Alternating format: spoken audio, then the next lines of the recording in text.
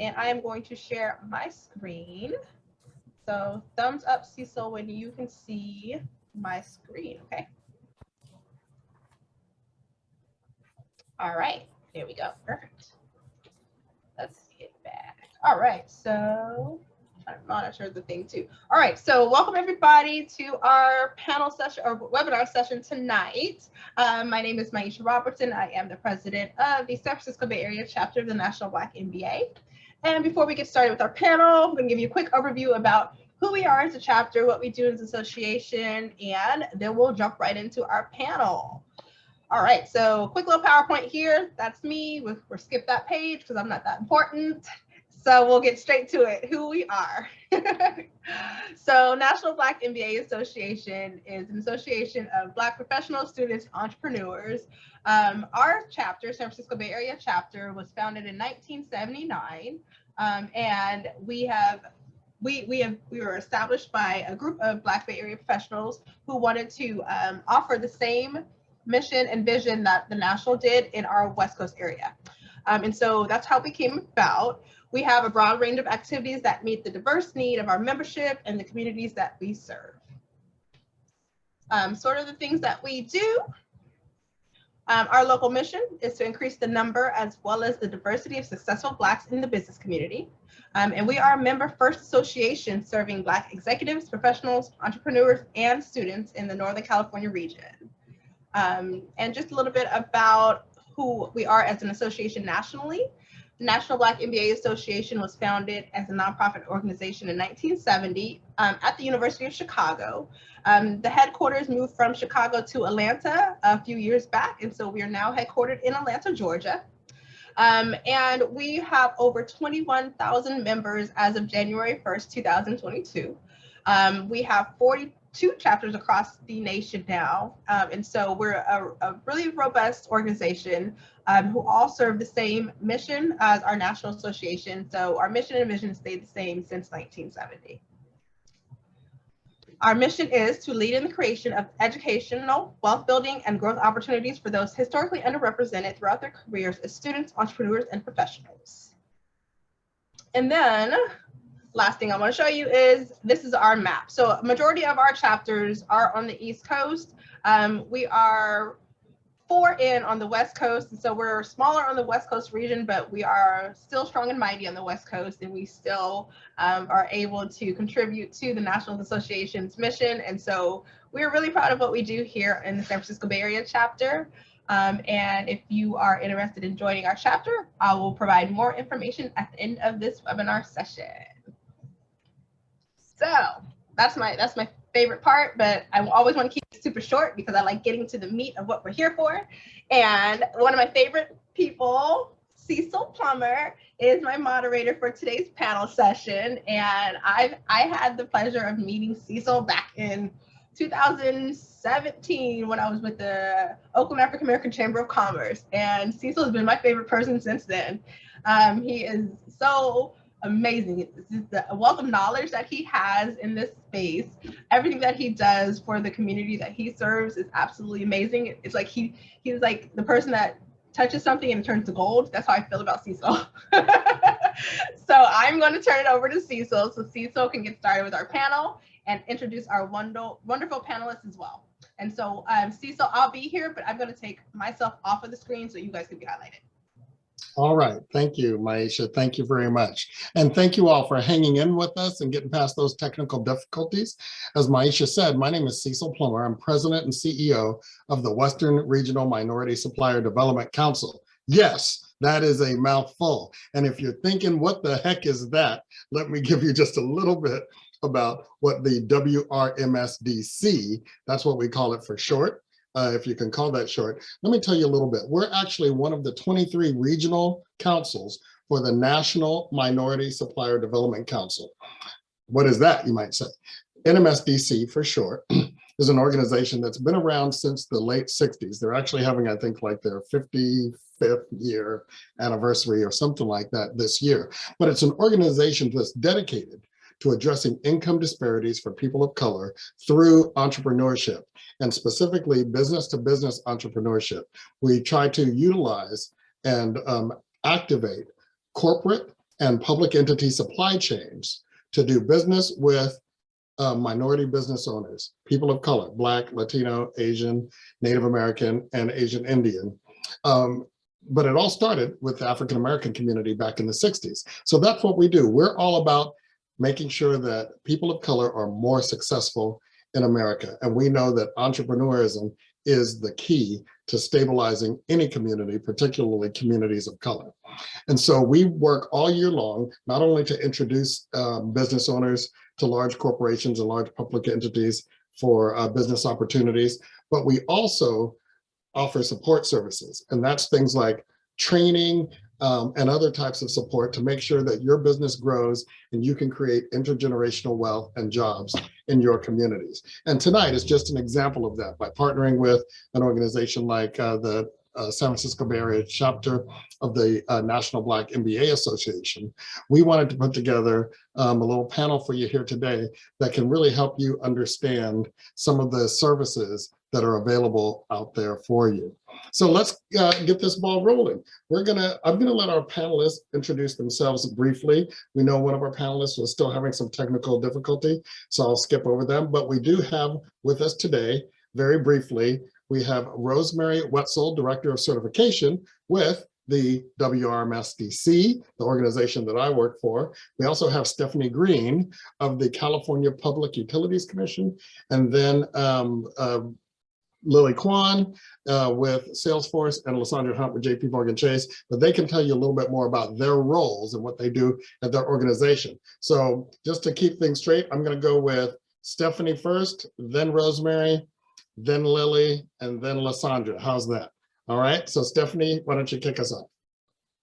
I'm sorry, am I just giving a quick overview of what my Well, role? just about you, really quick about you and your organization and your role, and then because we're going to talk all about certification in a few minutes. So I'm with the California Public Utilities Commission. I'm with the executive division, and I oversee the utility or the supplier diversity program, I should say.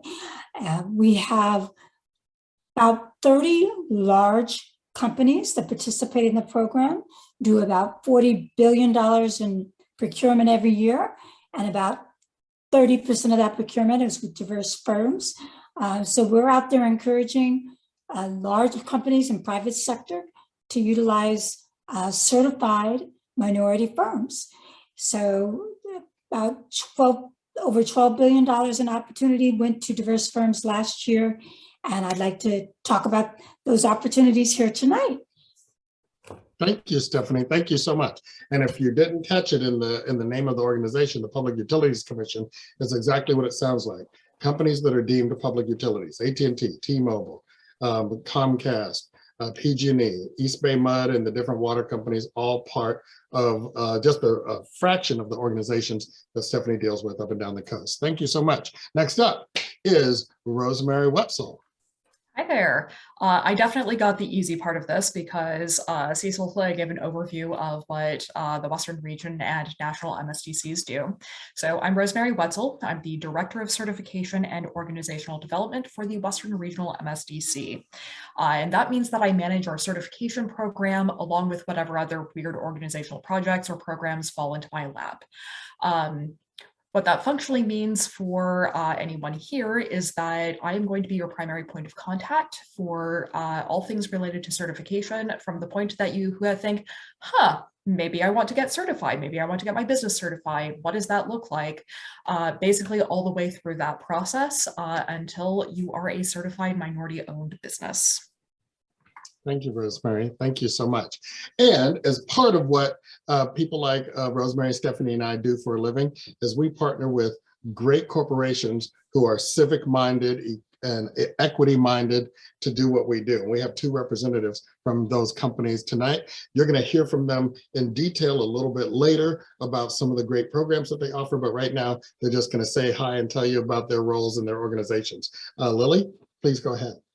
Hi, my name is Lily Kwan and I'm with Salesforce. And as you know, Salesforce is the #1 CRM, customer relationship management system in the globe. And I am senior manager in the Supplier Diversity and Sustainability Department.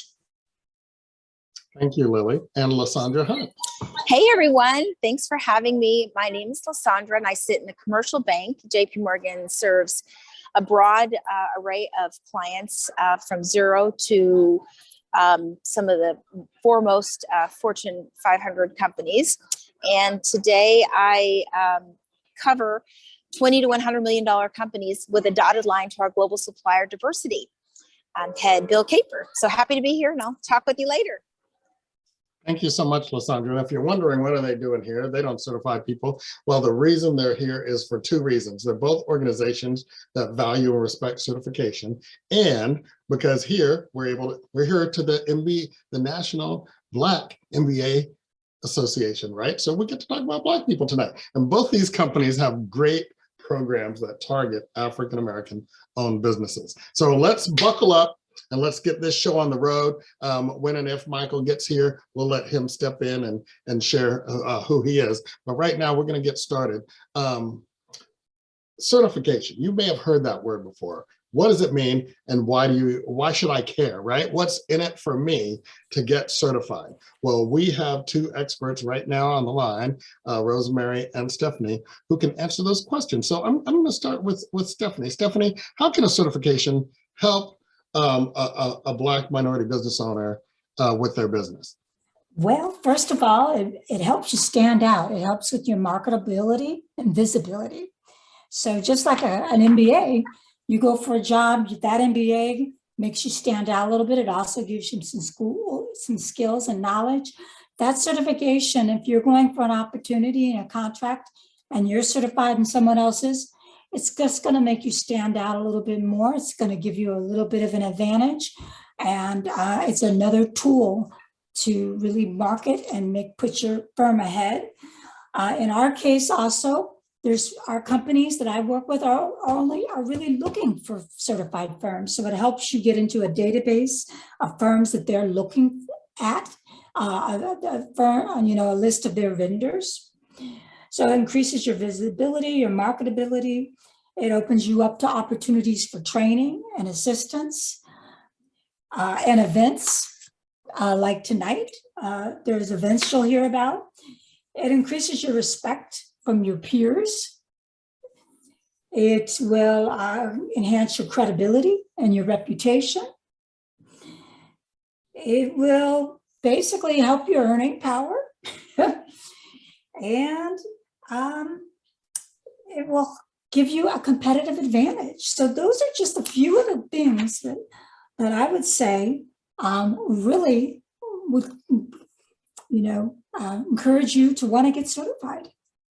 So Stephanie, I want to drill down on that just a little bit. So can you tell us about the utility companies, the companies in California that are considered public utilities, and do they look for this certification, and why do they look for this certification? Good question. Well, we have a General Order 156, a supplier diversity program that absolutely encourages them. These are companies in fundamental industries. You can't live without your communications, your cable, your telephone, your cell phone. These are fundamental services, your electricity, your energy, or your water. And since we really require these things in our lives, and we have to have these services, we feel it important that the companies in these industries give back. And by giving back, that means they should be bringing and doing business in the communities they serve. And a part of that is using diverse firms. So they have a goal of trying to do at least 21.5% of their procurement with diverse firms. And how do we make sure that procurement is with diverse firms? Is we like those firms to be certified. And in fact, the companies I deal with, which Cecil mentioned, the AT&T, Verizon, T-Mobile, Charter, Frontier. On the communication side, there are just a few. On the energy side, we've got PG&E, PG&E, San Diego Gas Electric, Southern California Edison. So all these major players, and then water. So they are looking to find certified firms, and we have a clearinghouse of certified firms. And so they have to you need that certification for them to count the spend. And so it gives them the validity that they're using a real certified, real diverse firm. So absolutely, that certification helps you to get potentially get seen and potentially win a contract with one of these firms. Thank you, Stephanie. Thank you. So we're very familiar with the supply diversity stuff. So if you're wondering, what did all that mean? Long story short, public utilities have to publicly testify. Their leadership, their executives have to publicly testify every year what they did in terms of including diverse populations in their spending, in their supply chain. And it only counts if they're certified. And that's why that's important. But now I'm going to shift over because there's multiple kinds of certification. And we've got, I see that Michael's got on. We're going to get to Michael in a minute. But right now, I'd like to tell you about another type of certification, or actually Rosemary will. Go ahead, Rosemary. Why don't you tell about an MSDC certification? So the NMSDC certification is a MBE, or Minority Business Enterprise certification. And what we are doing is we are, through the certification, we conduct an audit of your company to make a determination that your company is owned, operated, managed, and controlled by ethnic minority concerns. So for our purposes, that is going to be people of African American, Hispanic, or Latino heritage, Asian, or Native American. And the purpose of this is to make sure that the companies that we are doing business with are they're real companies. They have met all of their financial and legal obligations to be considered a real company, and that that company is actually minority owned. And the reason that we do this is to make sure that when we are certifying companies, our certification is mainly geared towards doing business with Fortune 500 companies and their prime suppliers. We want to make sure that the companies that Salesforce or JP Morgan Chase or any of the other like large corporations that have supplier diversity initiatives, that when we say, yes, this company is minority owned, that it actually is, and it's not just minority owned on paper. There are a lot of companies that want to find an advantage to really be able to compete in very competitive markets, and being certified is definitely one of those ways. So when we certify your company, we can say with 100% certainty, yes, this is a real company. We have looked at it, and it is minority owned, operated, managed, and controlled. You're on mute, Cecil. Thank you, Rosemary, thank you. And our good friend Michael Aguilio from the state of California has joined us. Can you hear us, Michael? Yes, sir, I can. Thank you. Awesome, awesome. Michael, since we didn't get to you during the introductions, please introduce yourself, your title, and kind of your role at the state of California. And then you could go ahead and maybe do 2 or 3 minutes on this California certification and why these MBA entrepreneurs should care about that, and and just give them like a high-level overview of why they should care about that certification and what it means to be certified in California. Well, thank you, Cecil, and thank you for the invitation. My name is Michael Aguilio. I'm the business outreach liaison for the state of California. My primary function is to help businesses like the ones online today. Thank you for coming, to understand how the state does business and provide you with context and wherever possible with contacts to improve your chances of winning contracts. So state has 3 certifications. It has a small business certification, a small business for the purpose of public works, and disabled veteran business enterprise certification. There is a 4th one that you don't have to apply for, but you're given it depending on the size of your company. So there's prerequisites for all of that, and I can share that in the chat. And there is what they call a micro business certification. So micro business certifications are automatically given to you once you apply for any of the 3 previous one that I spoke on. And that is a firm that has 25 or fewer employees and make $5 million or less, is what we call a micro business certification. Now, these certifications all come with a huge amount of benefits, and that's what Cecil was pointing to. The benefits help you as a business owner to position yourselves to where you get a better chance of winning. Now, here's what happens.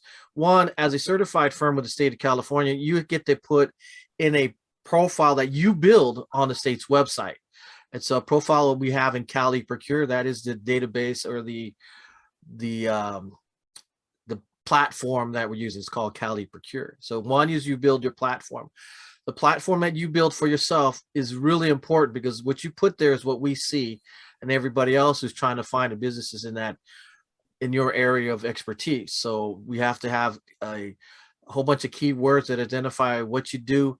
And on top of that, the state uses a UNSPSC codes, United Nations and Standards and Products and Service codes to identify you. So you got to have to pull both of those items have to be in your profile. And that's a whole different class onto itself. But it's really important that you understand that you have to have these two items to really enhance your chances. Because when the state writes a solicitation, it puts a code number in there. If your code number matches the one in your profile, you automatically get an email.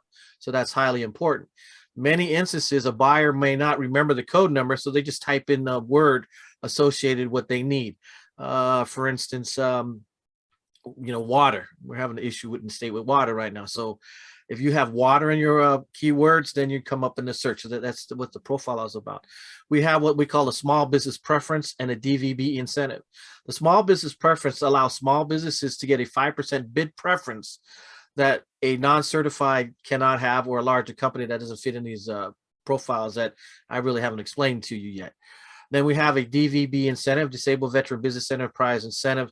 If you happen to be a small business and there isn't the contract or solicitation an incentive for DVBEs, it could be from 0 to 5, but there can be a 10% discount on your bid up to $100,000. So you can imagine how 5% plays when you're going to bid on something. So you can bid relatively, in simplified terms, 5% higher than a non-certified firm and still win at the price that you presented in the first place.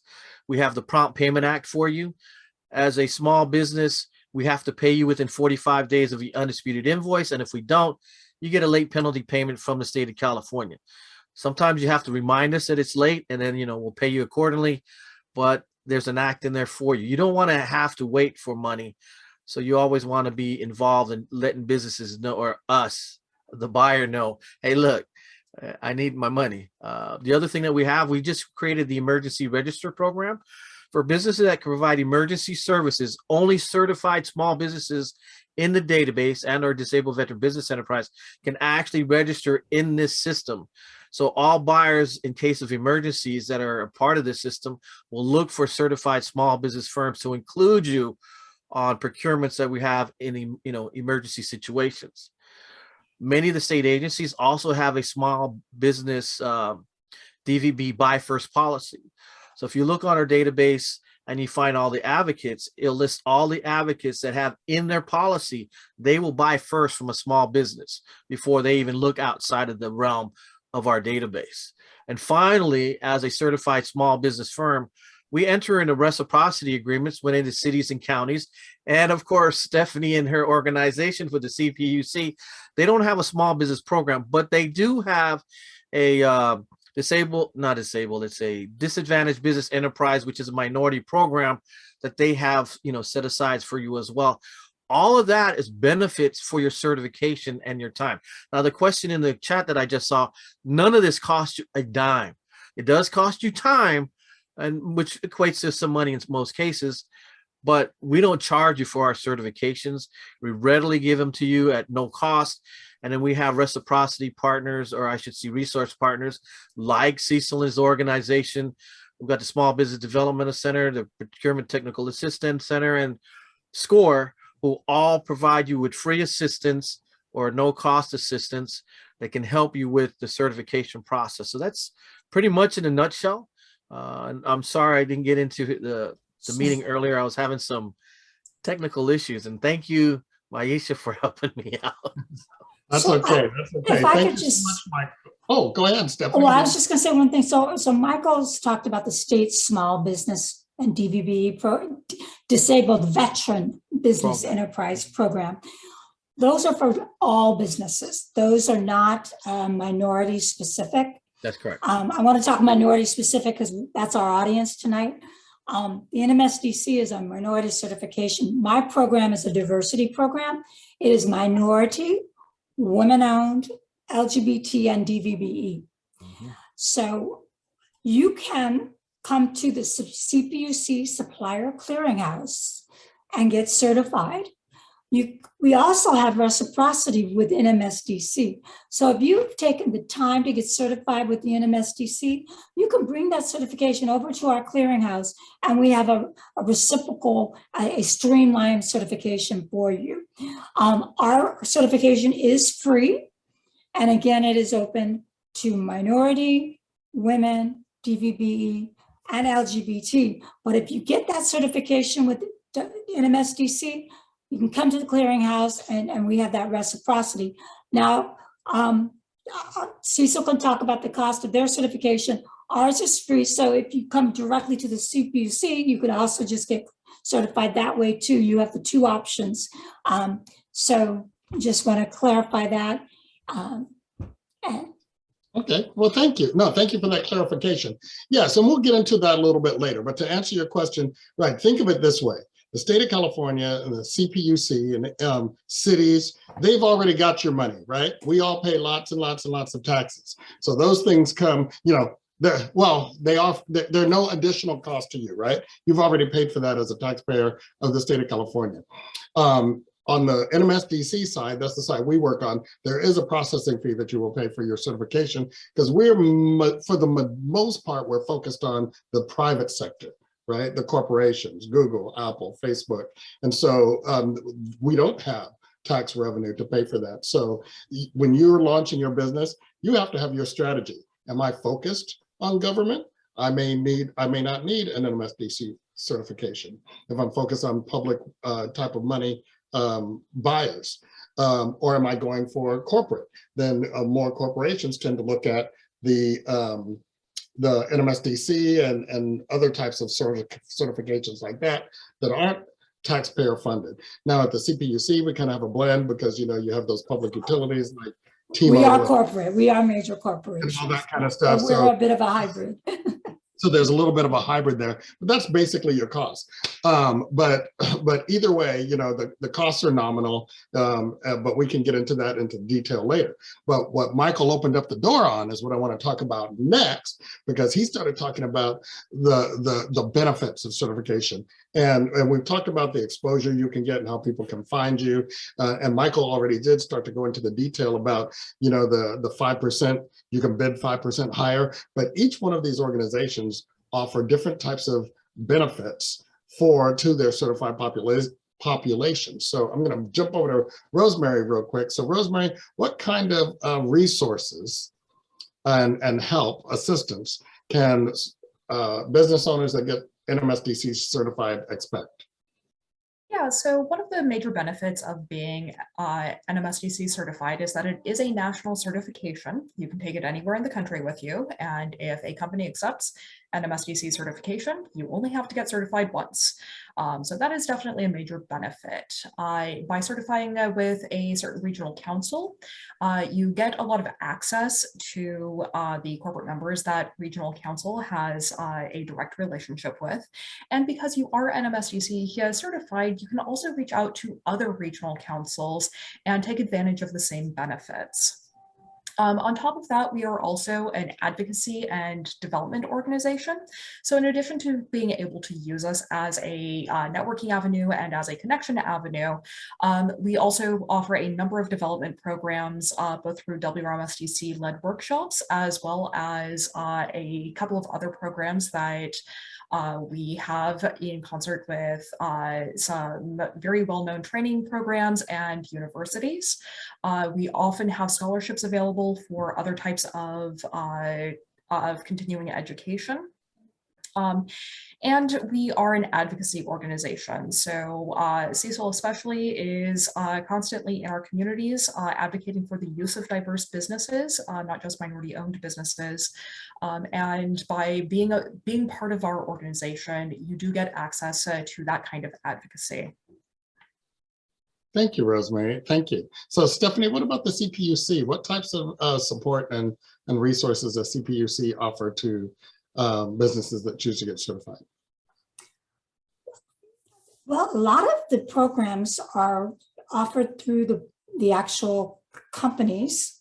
So AT&T and Verizon and T-Mobile, PG&E, et cetera, they actually have, because it's a part of our general order, they have training and technical assistance programs that they offer, which will help you with twofold. One is they can help you with the ins and outs of being a supplier, how to get certified, how to get it, into their supplier chain.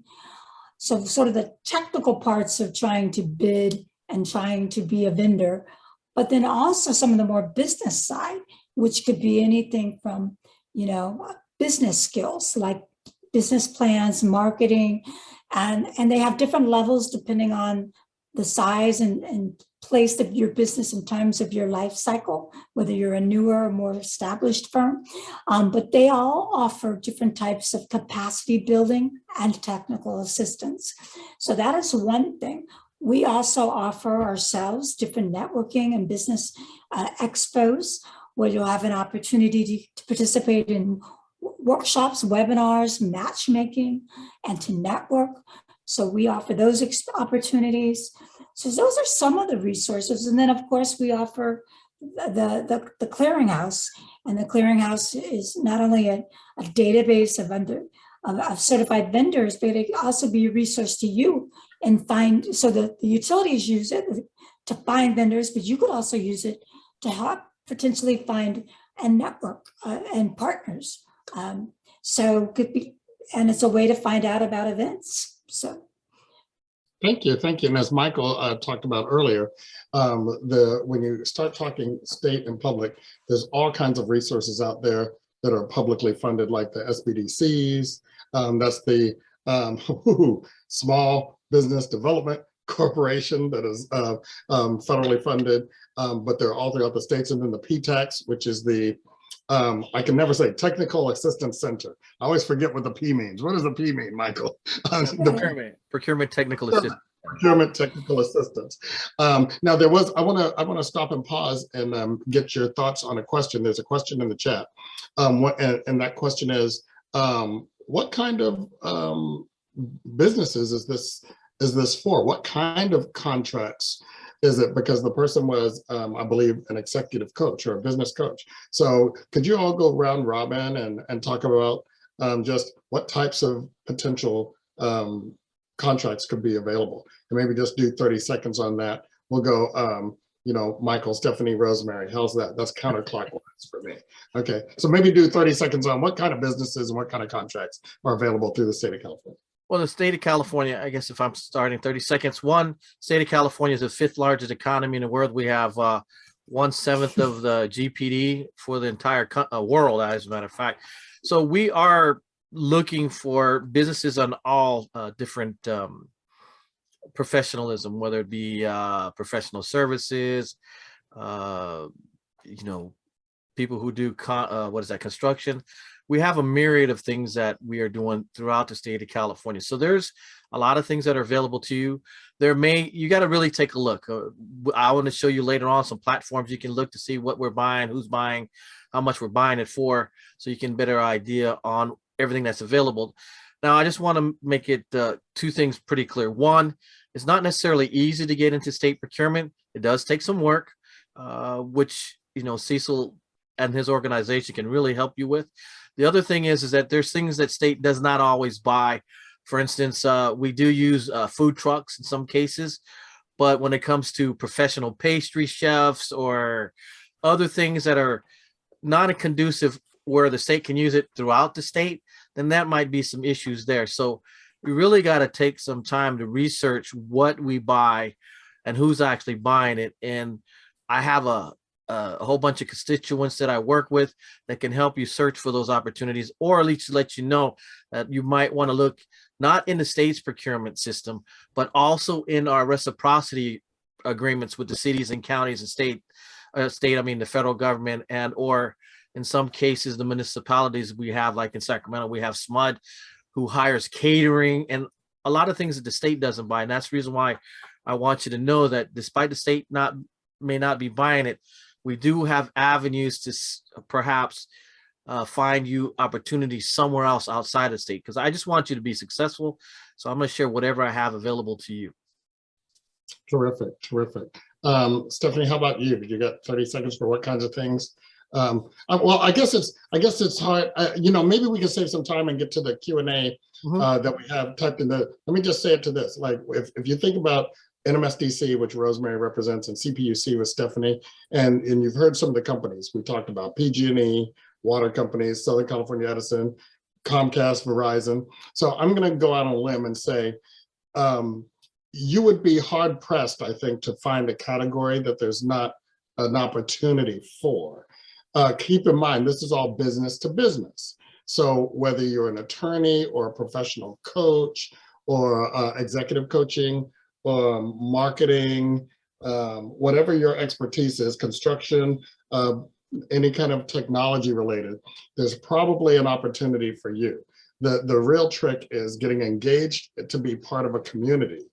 And there's two ways to do it, because there's two markets. Here's one of the big things I think business owners often forget. Everybody wants the moonshot, right?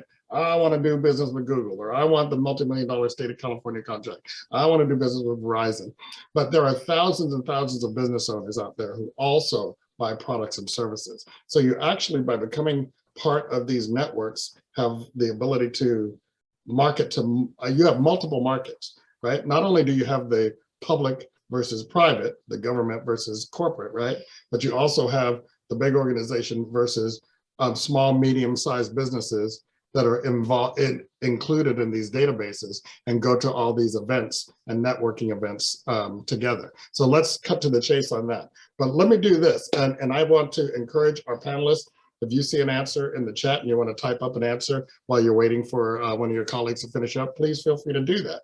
But I'm going to go first, and I'm just going to throw it out there, and whoever wants to answer it first, just jump in. So first it says, do you all certify small micro businesses? The short answer is yes. Yeah, it is true. Yes. With some caveats. And the first thing that I want to address is that NMSDC certification is definitely geared towards business-to-business relationships. That said, we do get a lot of requests for, do you have an executive coach? Do you have caterers? Do you have somebody who can provide a very niche service that doesn't necessarily need to be a like big company to satisfy this request? However, I will say that those are definitely in the minority in terms of the opportunities that we receive and we see on a day-to-day basis from the council side. But in terms of, do we certify small and micro businesses? Yes, absolutely. The process for certification is pretty much the same, because we are certifying your company, not you as an individual. Stephanie, do you have anything? My answer is the same. We have no business size requirements. So absolutely small, big, it's really about the ownership and and it's not just ownership, it's also the control and day-to-day decision making. So we don't want somebody who's just a silent partner. You also have to have the ownership, the day-to-day control and management really be in there. So as long as you fit all those, the size is not an issue. Michael, is your answer the same or different? Well, we do have size issues. We have a small business in the state of California has a definite 100 or fewer employees and make $15 million or less. This is a definition of a small business within the state of California. You have to be domiciled in California. In other words, we will give you a micro business certification as long as you meet the requirements set aside for that certification. Like I said, all you have to do is get certified as a small business, and then you don't have to get, a separate document for micro business. Once you fill in the application and you fall way below what we determine, as I just said, a small business, and you're automatically given a micro business. But you still have to meet you have to be, independently owned and operated. You have to be domiciled in California are two big prerequisites, because this is a California-based certification for California-based businesses, which then gives you California benefits. So unlike what Rosemary has, it's all about California. So Okay, great. That's helpful. Now, before we keep rolling on with the Q&A, I know we had some technical issues, and so we started a little late. So I want to check in with all of our panelists and make sure, is everybody okay to go 10, 15 minutes past? Or is there anybody that has to get out of here? Raise your hand, throw it up. Okay. And does that work for us, Maisha? We okay to go over? All good. I Okay, scheduled all out to good. 7:15. Okay, good. So we're gonna keep rolling it on. All right. So the next question that came from the chat is, can organizations tap into your certifications to market minority-owned businesses? I think we did touch on that a little bit, but who wants to take that one on? Can you use your certifications to market your business? Absolutely. I think that's part of the role of certification, is to help you stand out, to help you get onto the playing field. And it's up to you to score after that and make the touchdown, but you've got to have a winning bid and a winning business proposition. But absolutely, that's a part of what certification is meant to do, is to be a marketing resource and tool. Does anyone else want to elaborate on that, or are we good with that question? Yeah, I just want to add on to that like certification is fundamentally a value add, and it is a marketing tool in your marketing toolbox. However, one of the things that NMSDC and WRMSDC does specifically is we host a lot of events that are really geared towards helping you leverage your certification, because having the piece of paper that you tuck into your proposals is great. That is great for corporate members being able to check that box that yes, you are a certified minority business, fantastic. But to really be able to leverage your certification, you need to be using the network. And a lot of what we do as an organization beyond providing the certification is finding ways to help our minority businesses leverage that certification and functionally get in front of corporate buyers. All right. Thank you so much. Thank you. And I want to say to our listeners, the bottom line is certification is about economic stimulus, and each organization has their focus. So you heard Stephanie talking about the CPUC leveraging companies that are offering public utility style services in California, and they want to see to drive wealth and income into minority communities, getting them to participate by holding these large companies accountable who've been granted the ability to do business in our state. WRMSDC, Rosemary's organization, and mine, we're all about income disparities. We want to see income disparities shrink. We want to see intergenerational wealth passed and to lift up communities of color. And we know that you can't do that without having a solid, healthy base of entrepreneurs.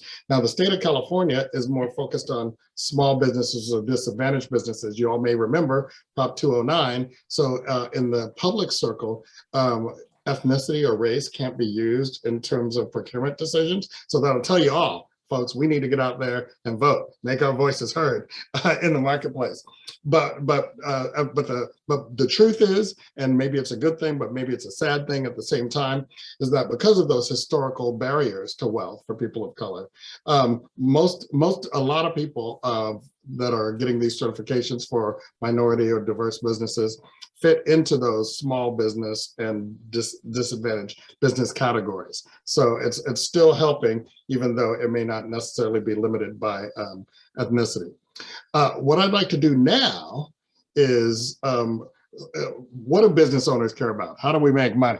So we want to talk about our MBEs, how to make money. So I'm going to use our last 15 to 18 minutes here, and we're going to do a couple of things. We're going to talk about what opportunities are actually out there for you to get involved in, and then we're going to wrap up with JP Morgan Chase and Salesforce telling you what you can do next, how you can take the next step and take advantage of some of the great programs that they're offering specifically for Black business owners. So I'm going to go to Mr. Michael, because the state's got all our tax dollars. And tell us, Michael, what kind of opportunities do you have out there for our Black MBEs, our Black MBAs? And, but they could end up being an A and an E, if they get what kind of opportunities are current and relevant and happening, like this year at the state? Well, let me just, you had really hit the nail on the head. And I because we have limitations with Prop 209, we don't have a diversity goal per se. We don't even collect that data right now. It's voluntary. However, we had AB 1090, it's 1090, Polanco, which requires state agencies to do outreach to diversity programs. Now, what is out there for everyone? Assuming that you're just looking for opportunities, because we don't have a set aside goal, we have a whole bunch. In fact, I have an entire website that has a look ahead report for many of the state agencies. So we put out there in advance what is coming up. And I had that in a PowerPoint, which I'll provide to our host, Aisha and Cecil, and they can provide it to you to where to find that information. There's so much there. I can know that we were buying Black Op helicopters. I think we've already made those purchases for firefighting. But we buy everything from airplanes to Ziploc bags. We buy food, and that's all a part of the look ahead report that we provide from all the state agencies that are participating. And I show you where you can look for all of that. We also have Cali Procure that lists all the ones that we're advertising. You go to www.caliprocure.ca.gov.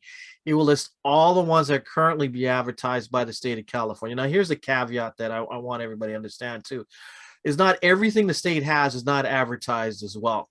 Anything under $10,000, the state has to just get one quote from a business in our database and can award a contract as long as we can prove or provide documentation and that is fair and reasonable. Now, we also have one of the biggest things for small businesses that are in our database. We have a small business DVB option, which basically states that we can award up a $250,000 contract by just getting 2 quotes from 2 certified small businesses and or 2 DVBEs in the system. And then, of course, the last one's not advertised as emergency purchases. When we want and we need something, that's one of the reasons why we created the emergency register for certified small business only, that, the state knows that you're certified already. And if we need something, we're going to try to use you. So those are the 3 categories that aren't certified. Now, one of the big key issues, and I think it's been kind of skirted around, you really have to continue to market to the state of California to ensure that you get this information that you need on what's coming up, which I can show you the database, but more importantly, that ones that aren't advertised. You have to do the research. You have to step out of your comfort zone if there is one, and understand that to be successful. And I think Rosemary and Stephanie, you got to continue to be involved in the organizations that you are with, and ensure that you're making the connections that you need. I'll show you all that. And in fact, I want to start putting in that a chat as we go into Stephanie and Rosemary can share. But I do have a website for all the look ahead, and there's a lot of stuff on there. And I wish I can show you that here, but in the sake of time, I'll throw it in the chat and you can take a look for yourself. Thank you, Michael. Thank you. And Alfred has a question in the chat. Alfred, his question is, what if your company or business is national based and operates outside of California? I think that was your question. And bottom line is CPUC and DGS are state of California recognized certifications. If you want to do business across the country, NMSDC is your best bet for business to business, corporate type of things. If you're going to go, and Stephanie you can correct me if I'm saying something wrong, but I'm saying, like, if you're doing business in Texas or in Colorado with the power companies there, you're probably going to need, or the state governments there, or the power companies, you're probably going to need state-based certifications for those other states. Did I say anything wrong? Anybody want to correct me? Well, I do have to correct you, Cecil. Just that, yes, absolutely. For what Michael was saying, you have to be state-based. For our program, because it's national companies, including T-Mobile, Sprint, our firms in our database, our minority firms, do not have to be domiciled in California. Now, I will say, so they can do business with any firm they want. Now, I will say, for them to count the spend, it has to be supporting California operations. But let's say T-Mobile hires a firm out of Nevada, and Nevada, they do half the business supporting California, half supporting the state of Nevada. The portion that they do to support the state of California, they can count in their reports. But the point is, they can do business with firms nationally. So Okay, great. That's a great that clarification. is Thank you. significant. Well, So and that's great. I must add too that the state of California doesn't, we definitely want to try to involve small businesses and disabled veteran business enterprises and DBEs, disadvantage or what is that? Caltrans uses a diversity program because they get federal dollars. Anytime we use federal dollars in a procurement for the state, all those prerequisites come with that dollar. So we have purchases that require, women-owned, minority-owned functions in there, and that's called a DBE certification that you can get through I think the Public Clearinghouse. And I don't know if Stephanie, did you guys do that as well? But just so you know that they have goals there. Caltrans has goals for those minority programs. Now, here's the other thing, is the state of California wants or does not preclude anybody, no matter where you are in the world, to do business with the state of California, assuming that you win the bid or you provide the solution. Because California High-Speed Rail, we have Tudor, Perini, Zachary, Parson on phase 1, Dragato, Flatiron on phase 2 and 3, and then California Rail Builders on project 4. Nevertheless, these are international companies. The thing that we try to do is when we have large purchases, we tell these major primes, if you want to do business here or win these contracts, we try, like for instance, the California High-Speed Rail has a 30% inclusion goal for certified small business in that project. So despite the fact that these companies come from other places or there's large corporations winning state bids, in many instances, we require them to hire small business subs and or veteran subs in our contracting. Or they just don't win the contract period because we eliminate them from doing so because they have to meet these prerequisites. So, just so that you know, Cecil, just because you're outside of the state, like the gentleman that was asking, doesn't mean you can't bid on state contracts. Okay, you just don't get the benefits if you were a certified firm in the database and was a California-based company. Just you can work in California. Awesome, thank you. Now, don't go away because we have real good stuff for you.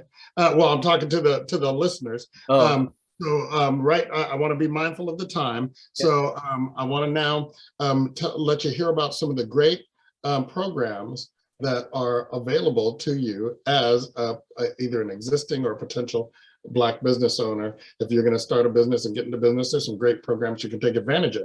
So I'm going to go to Lily Kwan from Salesforce to tell us what's happening, what's cooking over there for Black businesses. Thanks, Cecil. So at Salesforce, one of our core values is around equality. And in 2020, when there was a lot of that kind of social unrest going on, we created the Racial Equality and Justice Task Force, and it was led by a number of our top executives, including our CPO, Craig Cuffey. And when we launched that task force, we identified 4 areas that we wanted to work on to specifically address equity. And these areas, we call them the 4 Ps, were philanthropy, people, policy, and purchasing. Now, I know a number of folks on this particular call are MBAs. Some of the initiatives that we have related to the people area, we have a goal, for example, to double US representation of Black leaders and increase the underrepresented minority employees at the company representation by 50% by 2023. So there are a lot of opportunities at Salesforce if you're looking for job opportunities. Now, what I do is specifically under the purchasing space, and there are a number of initiatives that we've implemented and launched to address equity there as well. So one of the initiatives is a Black-owned business mentorship program where we launched an initiative with 25 Black-owned businesses from across the country, ranging from annual revenues of $500,000 up to $200 million in annual revenue. And we provide mentorship, sponsorship, education, and access. So as we think about what equity looks like, I think a lot of the issues are around access and having access to decision makers and information to gain business, right? So what the program intends to do is to provide that access. We offer a Salesforce mentor to each of the 25 mentees at the director level here at Salesforce to provide kind of monthly ongoing coaching, mentoring, and support. We also provide each mentee with an executive sponsor. So this is someone at the VP level here at Salesforce. And the idea is to provide access to this VP level executives network, a knowledge base, strategic thinking, to meet with that sponsor on a quarterly basis. And we also provide education. So there are quarterly sessions presented by professors from different universities, Harvard, University of Illinois, to name a couple, to provide education and kind of like what Stephanie was saying, that technical assistance capacity building education around strategic development, around access to capital, talent management. So that's just one of the initiatives that we have that supports Black-owned businesses. We also have an initiative that we launched this past year to support small businesses. So once we verify our small business or suppliers as small businesses, then we provide them with a net 15 payment term, because we understand that cash flow is so important to small businesses. So that's another kind of positive aspect of what we're doing to support small businesses, many of which are diverse businesses within our supply chain. Woo, woo. That's good stuff. That's good stuff. Thank you, Lily. And again, if you have any more questions about what Salesforce offers, please go ahead and put that in the chat. And now, I don't want to say last but not least, Yeah, thank you. Yeah, awesome. Thank you, Cecil. And just thank you so much, Maisha, for putting this together. Such valuable information. As they say, knowledge is power. I do have a deck that I hope gets passed along to you, but I wanted to just highlight a couple of programs that we've got aimed at supporting Black entrepreneurs.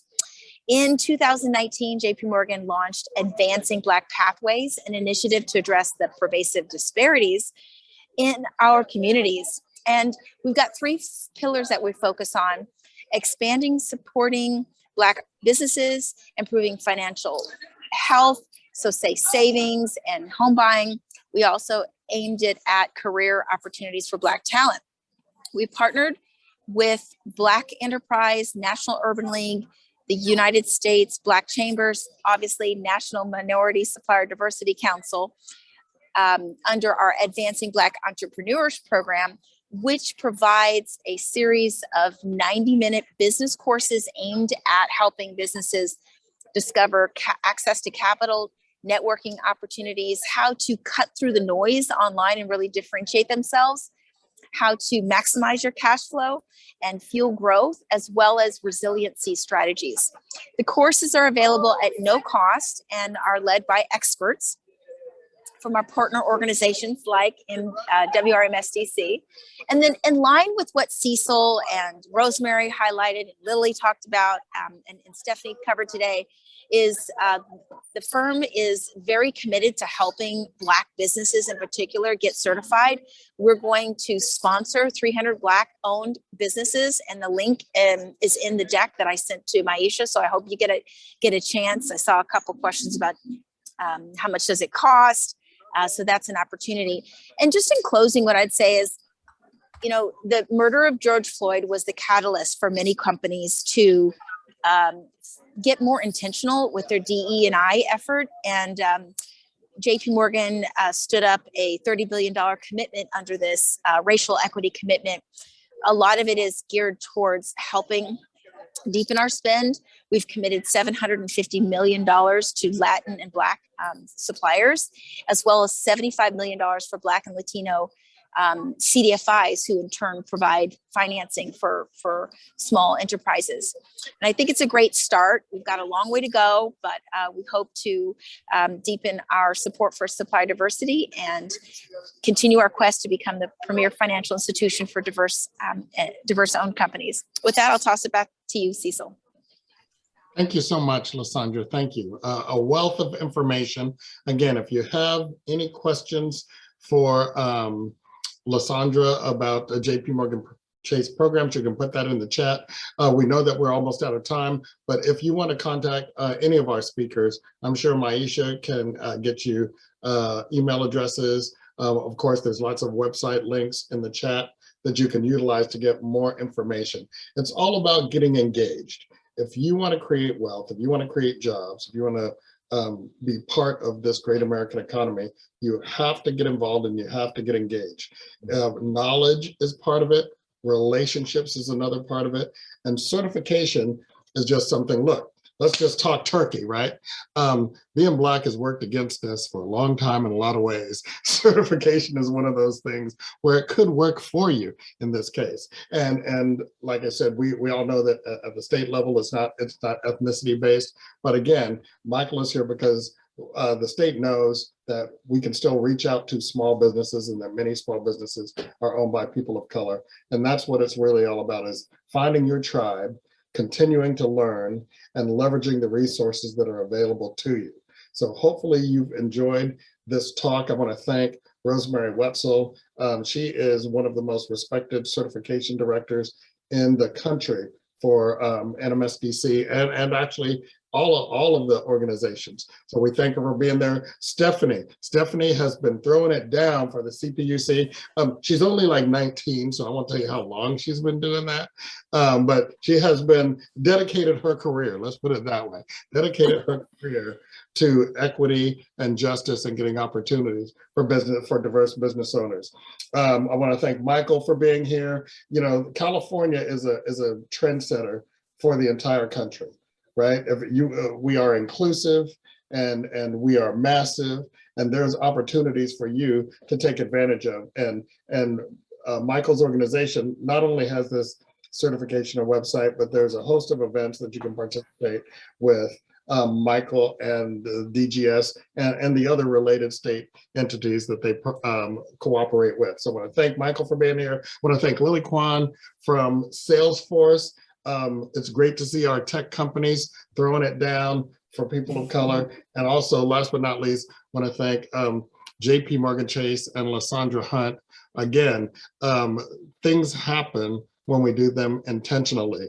And so these are the kind of organizations that you know you can look at for assistance and direction on your way to wealth. And don't forget, of course, the Western Regional Minority Supplier Development Council. We've got networking, we've got training programs. We're here, we all want the same thing. And there's more work than any one of our organizations could ever do. So this is more of a village than it is a competition. So with that, I'm gonna turn it off. Is there any final words from our panelists before I give it back to Maisha? I do have something I'd like to add. You know, I know that in this case, this is all about diversity and inclusion, and the state has Prop 209, which kind of ties our hand. However, the state is really engaged in trying to ensure that we reach out to diverse population in the underserved community. In fact, we're working on an outreach program identifying those community and start to do outreach in those particular areas. The other thing that the state has recently done is we hired a statewide supplier diversity manager to ensure that we move forward in the movement that, you know, you all spoke about earlier. The other thing that we are doing now, and if you haven't looked, there is a new, I think it's a Senate bill or it's Bill 2019. This bill, Assembly Bill 2019, is equity and state procurement bill. It's designed to make sure that we move forward and identify minority-owned, women-owned, LGBT-owned, and have goals for that area. So for those of you who really want to push the needle forward and push the state, you might want to reach out to your local congressman or your organizations like Cecil and Maisha's, and use your collective force to push these kind of legislations forward so that we have truly an inclusion. Now, you know, we had it before, we got to take it, you know, we voted it out, but now it's a chance for it to be voted back in. There's been, I think, 9 or 10 tries, and maybe this 11th try we'll get it all settled so everybody is included in state procurement. So you might want to take a look at that. I just want to throw that out there because I know this is all about, you know, and the state doesn't have a program, but I just want to let you know that we are moving forward. We're trying to make those steps, but legislation kind of ties our hand. But I promise you, we don't take anything that, you know, diversity and inclusion is seriously a part. And look at me, you know, just my color alone, you can understand why it's important to me.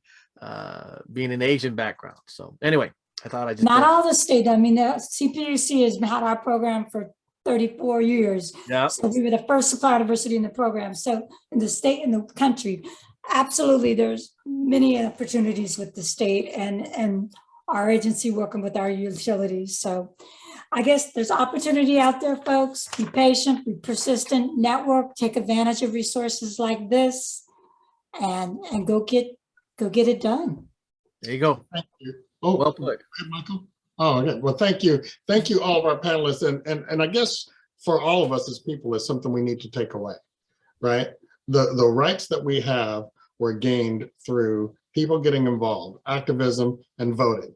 And I don't want to stereotype, but we all know what the statistics are for communities of color, getting it out to the polls and contacting their elected leaders and making it happen. So we want to encourage all of you, get involved, make something happen. So not only in terms of building relationships and coming to the networking events, but as a citizen of the United States and the state of California, or whatever state you might happen to be listening from, we need to make sure that we get involved and let our voices be heard. So with that, I'm going to turn it back over to our host, Maisha Robinson.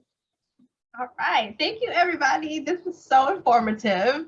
Great questions from everybody in the chat. Carl, I see your question and we will address that. I will be in connection with everybody that's on this call for another side for anybody who is a professional looking to get recruited into supplier diversity. So we will have another conversation on that, Carl. Don't worry about that. So I got your back. Carl wants to know who's got jobs. So. I got your back, Carl. Don't worry. We'll get there. So thank you, everybody, again, for all the wealth of information you provided to everybody that's on this call today and everybody who will see this in the future. The information will be passed on via email. So if you want me to do email or LinkedIn, just provide that to me and I will provide it to everybody who is registered.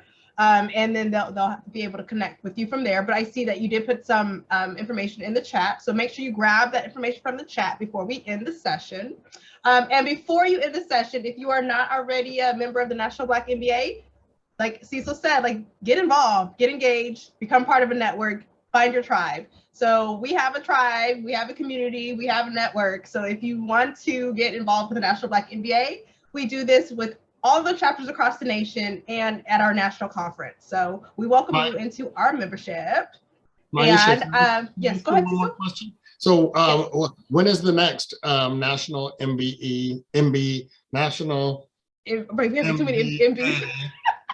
National Black MBA? Hey, I thought our acronym was bad. It's like, I'm like, okay. The conference. San Francisco chapter of the National Black MBA Association. When is the next meeting and when is the conference? So our next meeting for membership is going to be in July. I gotta remember which quarter I'm in July, right before we go to conference. Conference is September 27th through October 1st in Atlanta, Georgia. With conference, that is a conference with a career expo where you get the opportunity to meet Fortune 500 companies who are interviewing for experienced professionals and schools that are looking for anybody who's ready to go into a graduate program. But the best part to me, if you ask me and a lot of other people, the best part is the networking that you get there, because there will be over, I would say over 10,000 of Black professionals, entrepreneurs, and students who are going to be in Atlanta for this conference. So definitely the best way to network and find your tribe is coming to a conference. Best way to find jobs with top Fortune 500 companies is to come to this conference. But you have to be a member to get the best rate. So join today. Follow the link I put in there. And then the next event that we have coming up is in April. And you can find that on our website, which I also dropped the link in the chat. So find that on the website, on our calendar of events. And then with that, I will let everybody go because you guys are so great to stay over for a little bit for us. And you know how Zoom is. Zoom has technical difficulties. And so everybody, thank you for your patience. Thank you so much. So we did that. And yes, Valence Community, we are going to partner with them soon. I'm waiting for that still. Valence Community is a wonderful spot for Black professionals as well. And so, like Cecil said, there's we're all out here trying to do the same thing, but we're all trying to collaborate to do it and not compete. So definitely join associations and then try to make the connections to where everybody's collaborating instead of competing, because that's what we need to do in our community. All right, with that, Well said. good night, everybody. Hey, thank you very much. Thank you all for your participation. Bye, Cecil, Maisha, Stephanie.